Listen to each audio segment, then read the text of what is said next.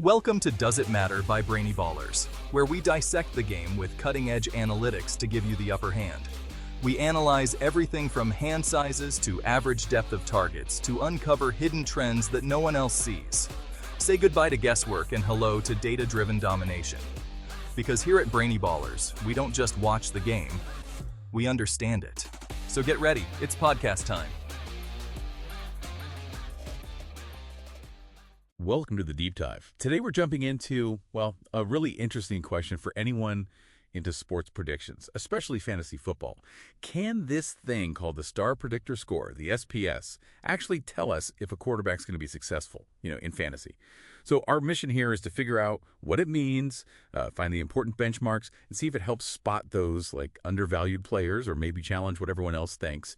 And get this, the top 10 QBs ever ranked by SPS, together they've got something like 51 Pro Bowls and 7 Super Bowl wins. That's significant. Plus, there's a little hint that the SPS is seeing something kind of different about the 2025 QB class that maybe isn't on most people's radar yet. Right. And the core of it is the SPS methodology itself. It's really a scouting tool, built to help you maximize your investment potential when drafting rookie QBs in fantasy. And minimize the risks, obviously. It was developed using data stretching all the way back to 2003.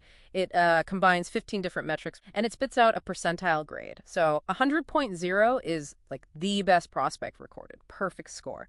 For our analysis, we look at the top 30 fantasy finishers each year using standard PPR scoring, points per reception, just for consistency. And importantly, we take out the rookie seasons because, they can skew things. And it works best for QBs picked pretty high, say, between the first and 60th overall pick. Okay, that makes sense.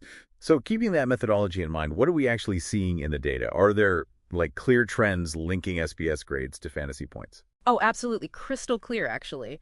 The research shows higher average SPS grades just consistently lead to higher fantasy scores. And this isn't just a recent thing. It held true in, get this, 100% of the last 19 seasons we looked at. We're talking an average difference of 22.2 SPS points between the guys finishing in the top 5 for fantasy versus those way down 21st to 30th. It's a really stable trend. Wow, 100%. Okay. So does this point towards some kind of, optimal range, like a specific SPS score we should really be targeting in prospects? Yes. Do you want to start dominating your drafts? At brainyballers.com, we've researched every metric under the sun for you to find which ones are best linked to fantasy points. You can access hundreds of metrics to sharpen your scouting abilities so you know which metrics matter and which are just noise. Stop guessing on which thresholds to look for within each metric. Big numbers can be misleading or irrelevant. Our Ultimate Athlete Blueprints reveal essential scouting metrics, their importance, and benchmarks within each metric that help predict a player's probability of being a success or bust. Elevate your scouting ability with Brainy Ballers Ultimate Athlete Blueprints today. Click the link in the description. Now back to the show. Definitely. We found that an SPS of 70 or higher, it dramatically increases a player's chances of landing in that top 5 group by about 44.0% compared to the guys at the bottom end of the fantasy finishers. So that 70.0 mark, that's really the benchmark you want to look for. And interestingly, we looked at this chart showing differences by decade. It actually shows that this threshold has become more significant in the last 10 years. So its relevance seems to be growing. More relevant now. Okay, so can we actually quantify how predictive this is? You put a number on it compared to something like, say, just where a player got drafted, draft capital. We can, and the stats are pretty compelling. We use something called the Pearson correlation. It basically measures how strongly two things are related. Well, the Pearson value between SPS and future fantasy points is 0.388. That's considered a pretty strong positive correlation in this kind of analysis. Now, compare that to draft capital for all QBs. That actually had a negative 0.219, meaning just being drafted higher didn't reliably mean better fantasy scores overall. Even something like average depth of target, ADOT, basically how far downfield passes go, that was only 0.32. Yeah. So yeah, the SPS seems to be picking up on something more fundamental. That's really interesting. But, okay, predictive is one thing. Can you give us a concrete example, like a time it went against the grain and got it right? Maybe that 2018 QB class. Yeah, the 2018 class is a perfect example. It's easy to look back now, but remember the hype around Baker Mayfield? He went first overall. But the SPS, it gave Josh Allen a 93.6 and Lamar Jackson a perfect 100, a perfect score. Now, compare that. Baker was 71.9, Sam Darnold was 76, and Josh Rosen was down at 65. The SPS pretty much nailed their career trajectories, in almost perfect order, and it really went against the consensus view for some of them at the time. It definitely cut through the noise there. Right. Hindsight is 20/20, but the score saw it beforehand. So for you listening, the main point here seems pretty clear.